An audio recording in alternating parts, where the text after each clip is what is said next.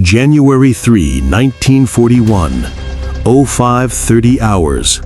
The fortified perimeter of Bardia, Libya, where the Mediterranean breeze carries the sharp tang of salt and cordite. Dust swirls like ghosts under the first pale light, and Tenente Mario Rossi squints through his binoculars from the turret of his M1340 tank, hull down behind a sand berm. His crew, grizzled Sergente Luca Bianchi, chain-smoking a cigarette, and young Caporale Gino Moretti, wiping sweat from his brow despite the chill, chuckle as the horizon rumbles. "Look at those British slugs," Rossi sneers, his voice thick with Roman bravado. "Matildas? More like fat old nonnas waddling to market." The men laugh, slapping armored plates that feel invincible under their palms. You can almost hear the echo of their jeers across the barren Wadey, mingling with the distant growl of engines. Nods, his eyes wide but excited, picturing the glory of a quick rout. The air hums with the arrogance of men who fortified their doubts with fascist propaganda. Tales of Italian engineering supremacy whispered around campfires lit by looted British rations. As the sun crests, painting the dunes in blood-orange hues, the first silhouettes emerge. A stoic Yorkshireman with a pipe clenched in his teeth, his crew sealed inside their steel cocoon, oblivious to the mockery. The Italian 37mm anti-tank guns open up first, a staccato bark echoing across the escarpment. Shells whine through the air, striking the Matilda's sloped armor with sparks and harmless ricochets. Thick frontal armor shrugging off the Italian ordnance like rain on a tin roof. The desert air fills with the acrid smoke, the recoil shaking their lightly armored M13. Only 30mm, close enough to see the rivets on its hide, the Union Jack fluttering defiantly. Infantry scurry in its wake, bayonets fixed, as artillery from both sides thunders overhead. You can feel the ground tremble under Rossi's treads, a vibration that seeps into his bones. Is that doubt creeping in? The jeers turn to urgent shouts, and then the first Matilda breaches the wire.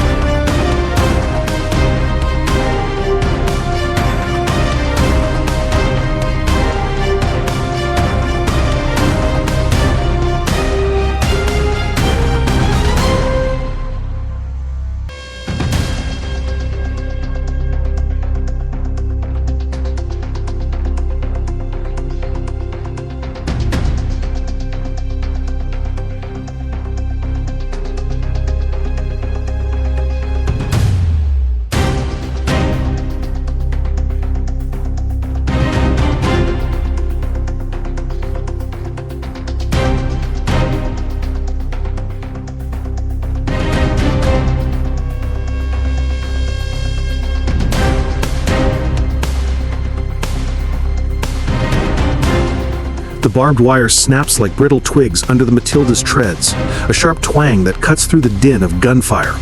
Lieutenant Bishop feels the jolt inside his tank, the hull vibrating as they plow forward, sand cascading over the glass's plate.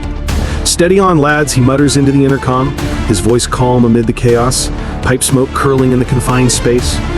Gunner Corporal Harold Jenkins peers through his sights, the crosshairs dancing over an Italian M1340 that's reversing frantically, its turret whipping around like a cornered animal.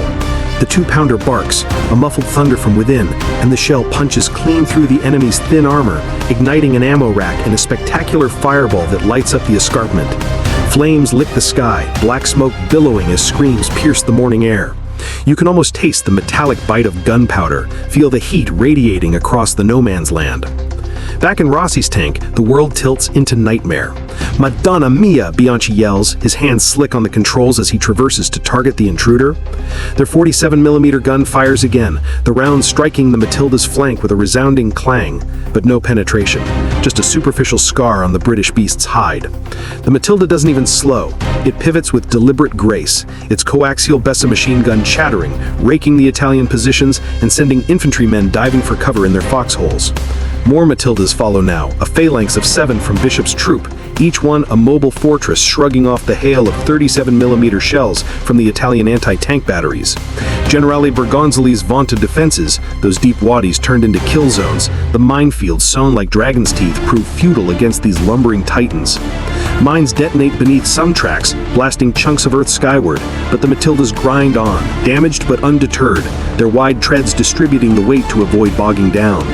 The Australian infantry surges in the tank's wake, the men of the 2nd 6th Battalion charging with fixed bayonets, their slouch hats bobbing under the relentless sun. Private Jack Thompson, a wiry bloke from Sydney with a rifle slung over his shoulder, hunkers behind Bishop's Matilda for cover, the tank shadow a brief respite from the withering machine gun fire from Italian pillboxes.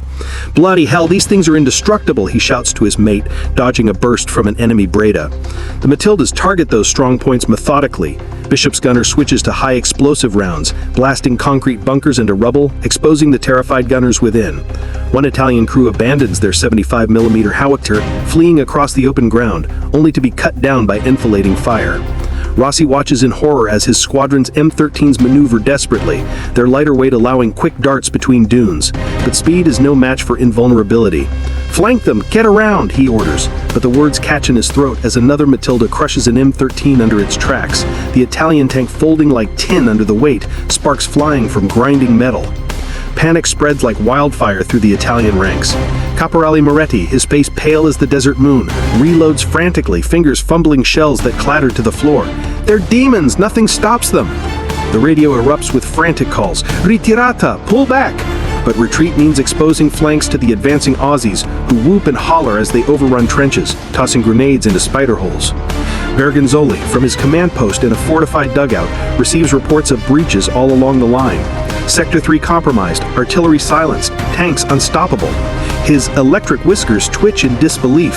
These were supposed to be easy pickings, the British armor dismissed as relics from a bygone era?